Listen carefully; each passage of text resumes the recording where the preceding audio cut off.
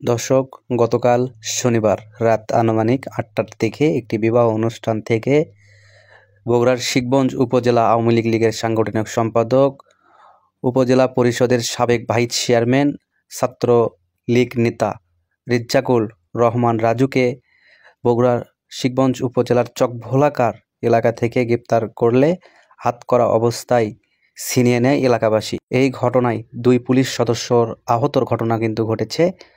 সেই অভিযান প্রেক্ষিতে আজ তার নিজ গ্রামে এবং তার শ্বশুরবাড়ি এলাকায় যৌথ বাহিনীর অভিযান পরিচালনা করছেন শিখগঞ্জ থানার অফিসার ইনচার্জ শাহিনুজ্জামান এবং শিখগঞ্জ সোনাতলার সার্কেল রবিউল ইসলাম। এই মুহূর্তে আমি আপনাদেরকে ক্যামেরার চোখে দেখানোর চেষ্টা করছি বগুড়ার শিখগঞ্জ উপজেলার মোকামতলা ইউনিয়নের পার আসলাই গ্রামে। এখানে কিন্তু রেজ্জাকুর রহমান রাজুর শ্বশুরবাড়ি এবং সেই শ্বশুরবাড়ির এলাকায় কিন্তু যৌথ বাহিনীর অভিযান চালাচ্ছেন।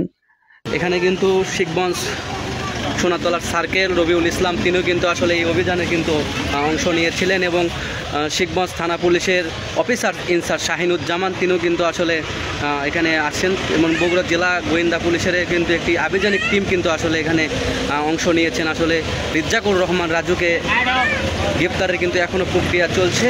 গতকাল থেকে কিন্তু তাকে কিন্তু এখনও পাওয়া যাচ্ছে না। আমি আপনাদেরকে সঙ্গে যুক্ত রয়েছি আব্দুর রহমান নাহিদ, আপনারা দেখতে পাচ্ছেন।